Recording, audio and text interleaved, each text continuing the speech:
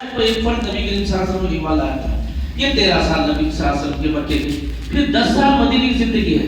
وہ 40 اور یہ 13 مکے کی زندگی 53 سال ہے نبی کریم صلی اللہ علیہ وسلم. اس کے بعد مدینہ کے اندر جاتے ہیں نبی کریم صلی اللہ علیہ وسلم ہجرت کر کے، کیونکہ وہ لوگ ہجرت کرنے پر مجبور کر دیتے ہیں نبی کریم صلی اللہ علیہ وسلم. صحابہ اور نبی کریم صلی اللہ علیہ وسلم ہجرت کر کے مدینہ جاتے ہیں. تو اس مدینہ کے اندر 10 سال کے اندر نبی کریم صلی اللہ علیہ وسلم جو قرآن ان پر اتر رہا تھا اس کو نافذ کر کے بتائیں، اس کو غالب کر کے بتائیں. ایک ایسا سماج، ایک ایسی سوسائٹی اسٹیبلش کی، قائم کیا نبی کریم صلی اللہ علیہ وسلم جہاں پہ اسلامی اصولوں پر وہ سوسائٹی چل رہی تھی. وہ سوسائٹی مسلم سوسائٹی نہیں، اسلامی سوسائٹی تھی، اسلامی معاشرہ تھا. تو یہ پورا کیریکٹر نبی کریم صلی اللہ علیہ وسلم جس کے اندر یہ 10 سال کے اندر نبی کریم صلی اللہ علیہ وسلم 82 جنگیں لڑی ہیں، جب جا کے دین قائم ہوا ہے، جب جا کے اللہ کا بول بالا ہوا ہے مکے کے اندر. تو یہ تعارف تھا. تو یہ پورے 63 سالہ زندگی ہمارے سامنے ہوتی ہے تو ایمان کا تقاضا ہے. جس پر ایمان لے کر آ رہے ہیں ان کی پوری زندگی ہمارے سامنے ہونی چاہیے. اس میں 2 3 4 میں واقعات آپ کے سامنے رکھوں گا کہ دشمن نبی کریم صلی اللہ علیہ وسلم کے تعلق سے کیا بات، نبی کریم صلی اللہ علیہ وسلم کے تعلق سے کیا ان کا ذہن تھا، وہ کیا جانتے تھے. حالانکہ نبی کریم صلی اللہ علیہ وسلم سخترین دشمن تھے. سب سے بڑا جو دشمن تھا وہ ابو جہل تھا. ابو جہل یہ کہتا ہے کہ نبی کریم صلی اللہ علیہ وسلم کبھی بھی جو پرامس کرتے تھے اس کو نبھا دیتے. یہ دشمن کہہ رہا ہے جو غزوہ بدر لڑایا ہے، جنگ پر مجبور کر دیا، یہی وہ اس کا دیکھیں نبی کریم صلی اللہ علیہ وسلم تعلق سے کیسا تعارف اس کے سامنے تھا، نبی کریم صلی اللہ علیہ وسلم بارے میں کیسا انہوں نے صحیح کہا. پھر اس کے بعد ابو لہب جو اللہ کے رسول صلی اللہ علیہ وسلم چچا تھا لیکن وہ بھی دشمن تھا اسلام کا، وہ بھی یہ کہتا ہے کہ ہم نے نبی کریم صلی اللہ علیہ وسلم کو پوری زندگی میں کبھی جھوٹ بولتا ہوا نہیں دیکھا. تو اپنے غیر کہہ رہے ہیں، دشمن کہہ رہے ہیں نبی کریم صلی اللہ علیہ وسلم کے تعلق سے. میں ایک واقعہ آپ کے سامنے رکھوں گا. صلح حدیبیہ ہو گئی، ایک صلح حدیبیہ ہے جہاں پہ ہونے کے بعد امن کا ماحول پیدا ہو گیا. نبی کریم صلی اللہ علیہ وسلم خطوط لیٹرز بھیجے پورے اطراف کے ممالک کے اندر کہ میں اللہ کا رسول ہوں، اللہ نے مجھے رسول بنا کے بھیجا ہے، آپ میری رسالت کو قبول کر لیں تو آپ دنیا اور آخرت میں کامیاب ہو جائیں گے. پورے ممالک میں. تو جب بہت ڈیولپ ملک تھا، ترقی یافتہ ملک تھا روم، اس وقت شام جس کو کہا جاتا ہے، تو وہ ملک کا بادشاہ تھا. وہ بادشاہ کے پاس بھی لیٹر جاتا ہے. وہ لیٹر دیکھتا ہے کہ ایک نبی آئے ہیں عرب سے اور یہ کہہ رہے ہیں کہ وہ اسلام کو قبول کر لے اور ان کی رسالت کو قبول کر لے. تو وہ کہتا ہے کہ وہاں تجارت کے خاطر کئی عرب کے لوگ آیا کرتے تھے. تو تجارت میں کون کون آئے؟ تو اسلام کا دشمن جو محمد صلی اللہ علیہ وسلم کا دشمن تھا مگر باہر تاجر تھا، وہ ابو سفیان تھا. بعد میں ابو سفیان ایمان لے کر آئے لیکن ابھی تک سخترین دشمن ہے. جو جنگ احد کا سپہ سالار تھا، جو مسلمانوں کو کچلنے کے لیے آیا تھا، جو صحابہ کو مارنے آیا تھا، اسلام کا خلاخواہ ختم کرنے آیا تھا، یہ ابو سفیان تھا. وہ تجارت کے وقت آتا ہے تو بادشاہ اس کو بلاتا ہے کہ آپ باہر تاجر ہیں، آپ ادھر آئیے، میں چند سوالات اس نبی صلی اللہ علیہ وسلم جو محمد ہیں، جو مجھے لیٹر بھیجے ہیں، خط بھیجے ہیں اسلام قبول کرنے کے لیے، وہ ان کے تعلق سے کچھ جاننا چاہتا ہوں. اب آئیے، یہ دشمن ہے اور نبی کریم وہ جو بادشاہ ہے نبی کریم صلی اللہ علیہ وسلم دشمن سے پوچھ رہا ہے. تو کیا ہے 5-6 سوالات میں آپ کے سامنے رکھوں گا. وہ 5-6 سوالات کے اندر یہ کہتا ہے، اے ابو سفیان، تم ان کے قریبی رشتہ دار ہو اور ماہر تاجر ہو، ہمارے بااعتماد آدمی ہے، تو آپ سے چند سوالات محمد کے تعلق سے پوچھ رہا ہوں صلی اللہ علیہ وسلم. تو ان کا نسب کیسا ہے؟ سوال شروع کرتا ہے بادشاہ. ہرقل اس کا نام ہوتا ہے. وہ پوچھتا ہے کہ وہ ان کا نسب کیسا تھا، ان کے آبا و اجداد کیسے تھے. تو وہ بہت اعلیٰ نسب تھا ان کا، معزز خاندان کے لوگ ہیں، معزز ہے ان کا جو نسل ہے ان کی. ٹھیک ہے، پہلا سوال. دوسرا یہ ہے کہ ان کے آبا و اجداد میں کوئی تو بھی بادشاہ تھا یا کوئی نبی تھا. تو کہتا ہے ابو سفیان نہیں، ان کے پاس کوئی بادشاہ اور کوئی نبی نہیں تھا. ٹھیک ہے، اچھا. انہوں نے اب جو سوال آگے کرتا ہے انہیں بہت اہم سوالات یہاں سے نکلتے ہیں. یہ کہتا ہے کہ جو دعوت محمد صلی اللہ علیہ وسلم لے کر آئے ہیں مکے کے لوگوں کے درمیان میں، وہ کس طرح کے لوگ قبول کرتے ہیں اس دعوت کو، کیسے لوگ قبول کر رہے ہیں. تو ابو سفیان کہتا ہے کہ غریب اور کمزور لوگ ان کے اسلام میں داخل ہو رہے ہیں، اللہ کے رسول پر ایمان لا رہے ہیں. ٹھیک ہے. پھر چوتھا سوال یہ کرتا ہے کہ کبھی جھوٹ بولے ہیں لوگ، تو ابو سفیان دشمن ہونے کے باوجود بھی یہ کہتا وہ کبھی جھوٹ نہیں بولے، ہم تو انہیں کبھی جھوٹ بولتا ہوا نہیں دیکھے.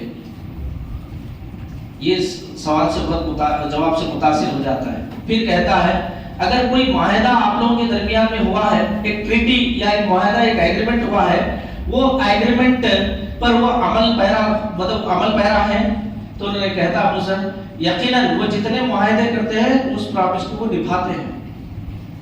یہ دشمن کہہ رہا ہے. تو وہ کہتا ہے کہ اچھا ان کی تعداد بڑھ رہی ہے گھٹ رہی ہے؟ تو بڑھ رہی ہے. تو وہ کہتا ہے یقیناً یہ باتیں اگر سچ ہیں تو وہ وقت نبی ہیں. سبحان اللہ. ان سوالات سے کہتا ہے یہ پورے باتیں یہ علامت ہے یہ نبی ہونے کی، اور یہ نبی جو ہے یہ سچے نبی ہیں اور میری حکومت تک وہ آئیں گے اور یہاں پہ حکومت کریں گے. یقیناً عمر رضی اللہ تعالیٰ میں یہ حکومت اسلامی حکومت ہو جاتی ہے. یہ نبی کریم صلی اللہ علیہ وسلم مختصر 23 سال زندگی ہمارے سامنے، اس پر یہ معلوم رکھے، اس پر ایمان لانا ہے. اب ہماری امت کے یہ نبی کریم صلی اللہ علیہ وسلم کا جو کیریکٹر ہمارے سامنے ہے، کیا امت بھی اس طریقے سے تعارف دے سکتی ہے؟ یہاں کے برادران مطلب غیر مسلم یہ کہتے ہیں یہاں کے مسلمان جھوٹ نہیں بولتے، یہاں کے مسلمان معاہدے کو توڑتے نہیں، یہاں کے مسلمان بہترین لوگ ہیں، بہترین اخلاق ہیں. یہ ہم کو فیصلہ لینے کی کوشش کرنا ہے. پھر آخری میں 2 باتیں کہتے ہیں، اپنی بات ختم کروں گا. جس آیت کے اندر جو لوگ اللہ کے رسول پر ایمان لاتے ہیں نمبر 1، اور جو لوگ ان کی تعظیم کرتے ہیں. تعظیم کا مطلب یہ ہے کہ نبی کریم صلی اللہ علیہ وسلم کی بات سے آگے نہیں جانا. سورہ الحجرات آیت نمبر 1 اور 2 کی اگر سے تلاوت کرتے ہیں، اس کا مفہوم اس طریقے سے ہے یا ایھا الذین آمنوا لا تقدموا بین یدی اللہ ورسولہ واتقوا اللہ ان اللہ سمیع علیم. اللہ تعالیٰ کہتا ہے اے لوگوں جو ایمان لائے ہو، اللہ اور اللہ کے رسول صلی اللہ علیہ وسلم کے آگے پیش قدمی نہ کریں اور اللہ سے ڈرو. اللہ سمیع علیم ہے، سب سننے والا دیکھنے والا ہے. پھر آگے کی آیت میں ہے یا ایھا الذین آمنوا لا ترفعوا اصواتکم فوق صوت النبی ولا تجهروا. مطلب اس طریقے کی آیت ہے. ٹائم وقت کم ہے، میں اس آیت کا مفہوم بتاتے رہوں. نبی کریم صلی اللہ علیہ وسلم کی آواز سے اونچی نہ کریں اور آپس میں اس طرح گفتگو نہ کریں کہ جس طرح تم دوست احباب کے ساتھ کرتے ہیں ان کی موجودگی میں. اب نبی کریم صلی اللہ علیہ وسلم ہمارے درمیان میں نہیں ہے. یہ معجزہ ہے آج کا کہ نبی کریم صلی اللہ علیہ وسلم کی پوری بایوگرافی گھر سے لے کے ان کی حکومت تک ہر وہ زندگی کا ہر پہلو محفوظ ہے کتابوں کے اندر. اتنی کتابیں کسی شخصیت پر نہیں لکھی گئی. یہ بھی ایک وقت کا معجزہ ہے، ایسی اس طرح کی کوئی شخصیت پر لکھا نہیں گیا. تو نبی کریم صلی اللہ علیہ وسلم ہمارے سامنے ہیں، ان کی جو تعلیمات ہے وہ تعلیمات کی پیروی کرنا، عمل کرنا، یہی ہے نبی کریم صلی اللہ علیہ وسلم کے آگے پیش قدمی نہیں ہوتی. نہیں تو کہتا ہے اللہ تعالیٰ سورہ الحجرات آیت نمبر 2 میں اگر تم ادب میں یا اونچی آواز سے نبی کریم صلی اللہ علیہ وسلم بات کریں گے تو تمہارے پورے اعمال غارت ہو جائیں گے اور تمہیں خبر بھی نہیں ہوگی. اللہ کے پاس چاہتا ہے اللہ تعالیٰ ہم یہ سب کرے ہیں، نہیں ادب کا لحاظ نہیں رکھے. اللہ کے رسول صلی اللہ علیہ وسلم کی جب بات آ گئی تو اپنی زبان نہیں چلانا، اپنا عقل نہیں چلانا چاہیے. جو دیے وہ لے لینا، جس سے رک جانا. پھر آخری جو بات ہے اس کے اندر، جو لوگ نبی کریم صلی اللہ علیہ وسلم ایمان لاتے ہیں، جو لوگ نبی کریم صلی اللہ علیہ وسلم تعظیم کرتے ہیں اور جو لوگ نبی کریم نصرت کرتے ہیں.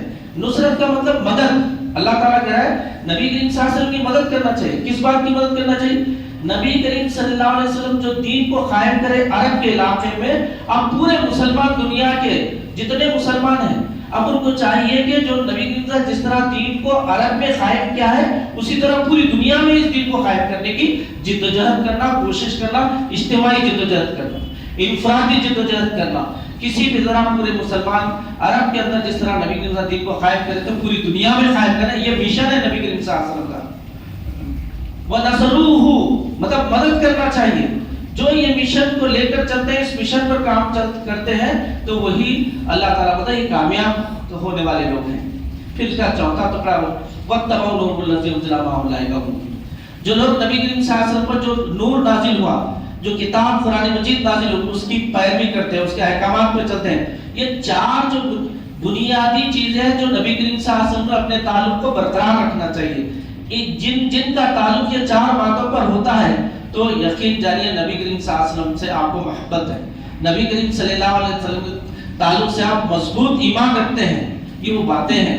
تو یہ 4 باتیں قرآن کہتا ہے. فالذین آمنوا جو لوگ نبی کریم صلی اللہ علیہ وسلم ایمان لاتے ہیں، وہ عزروا جو لوگ نبی کریم صلی اللہ علیہ وسلم کی تعظیم عزت کرتے ہیں، ریسپیکٹ کرتے ہیں. پھر اس کے بعد نصروا جو انہوں مشن لے کر آئے اس مشن پر کام کرتے ہیں. پھر اس کے بعد وَاتَّبَعُوا النُّورَ الَّذِي أُنزِلَ مَعَهُ أُولَٰئِكَ هُمُ الْمُفْلِحُونَ، اور جو لوگ نبی کریم صلی اللہ علیہ وسلم پر جو کتاب نازل ہوئی ہے اس کی پیروی کرتے ہیں، یہ 4 کام جو لوگ کریں گے وہ دراصل کامیاب فلاح پانے والے لوگ ہیں۔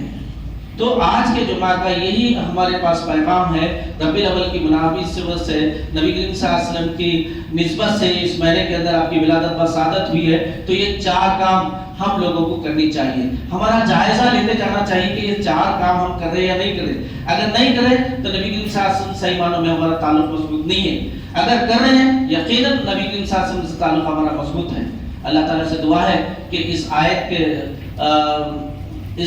مطابق ہمیں عمل کرنے کی توفیق عطا فرمائے، اور یہ 4 جو بنیادیں ہیں نبی کریم صلی اللہ علیہ وسلم سے تعلق رکھنے کے، ان 4 بنیادوں پر غور و فکر کرنے، اس کو سمجھنے، اس پر اپنی زندگی کو لگا دینے، اپنی زندگی کو مٹا دینے کی توفیق عطا فرمائے۔ وآخر دعوانا الحمدللہ رب العالمین۔ جزاکم اللہ خیر۔